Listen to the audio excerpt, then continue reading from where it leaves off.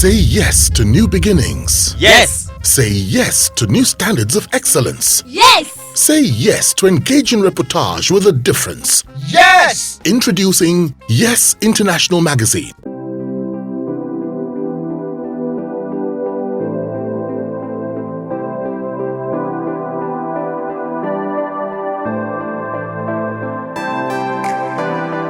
Now, I'll need you to clarify this. Some established speakers still have, butterflies in their stomach, even with their experience, the quantum of experience, exposure, and at their disposal. Does that happen to you, or you manage to overcome that totally? It happens to everyone. Even the greatest speakers have butterflies in their stomach when they go up stage. And this is because we're normal, we're human. And it's not strange. It even happens all of the time. So the way to do it is to find a technique that works for you. For instance, John Senaya, what he does on his way to the venue is sing. I sing to myself in the car as I drive. I put on, my favorite tunes, my music. I play, I sing out. I try and exercise my throat and all of that. Again, like I said earlier, when I get to the venue, I make sure I'm there early. When I get to the venue, I meet and greet people. That already makes me, relaxed. I take a me time, maybe about 5-10 minutes, sit in a corner, organize my thoughts, right? I acclimatize myself with the environment. Sometimes you'll be surprised that even the temperature of the room may affect you. Some days are just bad like that. So, yes, even the greatest speakers have bad days. I was watching a video the other day, and ex-president Obama of the United States was going up the stage and he tripped. He tripped and he almost fell flat on his face. But hey, this is an experienced speaker. He got up, simply dusted himself, and he went on to speak. So you would have imagined if it was an inexperienced speaker that happened too, that would have rattled him for the rest of the day. But you have to let people know quickly too that you're human, you're vulnerable just like them. So you make yourself vulnerable. The audience understands. You'll be surprised that the audience always wants you to succeed. You can imagine an audience that has probably paid to hear you speak, and so they are so eager to see that you succeed. And you get there and there is no power, or the microphone is not working well. Of course, they will have sympathy for you. Okay? So never mind what the audience thinks. The audience, most of the time, is on your side. Yeah. I like that. So who are your favorite public speakers and why? Have I even thought about that? I've tried not to think about that, but I think I named one of them already. That's President Obama. Yeah, President Obama.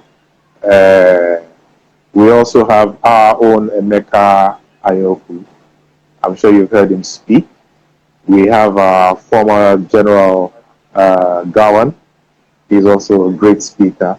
So these are the speakers that I can immediately point at. Yes, these are people that I love listening. Now, your entanglement with public speaking, how exactly did it begin? What prompted it? What triggered it?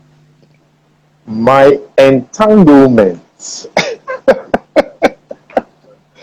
I wish I could swap that word for something else. But okay, what's your romance? My romance, yes, that sounds a little better. My romance with public speaking. Wasn't it didn't start accidentally. I have a background in broadcasting. Like I said, I discovered at a very early age that I love speaking. I love facing audiences. So I started my career in 1979 with the Federal Radio Corporation of Nigeria. That's Radio Nigeria. I was trained, properly trained, um, in the training school there, of course. And I think that gave me a solid background for public speaking. And then, of course, my passion has always been there from a very young age. So I also went into advertising professionally, and I also found that during my career in advertising, I was always picked to lead presentation teams and all of that. So it's been with me for quite a while, from 1979 professionally, but effectively about 5 years ago, I had a personal experience. I had a health issue for which I had to undergo surgery. And when I came out of the operating room, I realized that I could have gone in there and never come out. So I asked myself this question: if I had died, the Almighty would have asked me a question. He would have asked me, "What did you do with your talent?"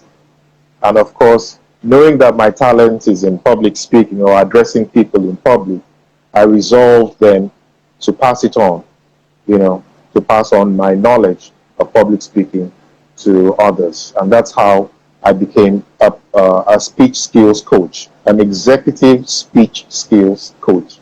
And yes, I think for me, it's very personal.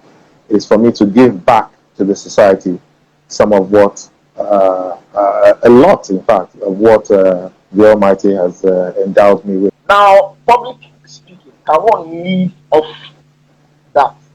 Yes and no. Yes and no, Yes, but explain. No, explain. yes and no. Now, sometimes you have to convert your passion to a business, which is what I have done. At the point when you determine that this is no longer play, like we say, that it's now a business, then you need to treat it like a job, okay? And yes, if you continue like it's just for the fun of it, then of course you will get paid in like manner. But if you see it as a business where before you are engaged, your terms are there and all of that. For instance, I'm a coach, okay? I'm a coach, and what I do is I stay with my clients for 3 months, 6 months. I monitor them. So at the end of every month, I charge them an agreed fee. So yes, it could be better, but we're growing. So yeah, you can live off it. A lot of people have lived off it, and you can make it just for fun. Now, I need you to take us through your most memorable public speaking engagement. Can you recollect that? Oh wow! The most memorable. The most memorable will always be the last one that I engaged myself in. Yeah, because every situation is peculiar. Every situation will give you its own vibes. Yes, I've had several. I've had several where, yes, usually the marker is when the audience applauds you, people walk up to you to take your contact and all of that. I've had quite a few, honestly. I've had quite a few. When you can't remember, Um, you recollect the most memorable. the But most can you memorable, think on to single out? if you want to hear the truth, the most memorable for me was when I was about 10 years old, and I still see my father's face in the audience. I was on stage. It was the end of year at school, and I was asked to play a role. I went up stage. I delivered. I was confident, perfectly. I was good, and I always see my father's face light up. As his face lit up that day. And that has always remained in my memory. For me, that has been my greatest moment in facing the public.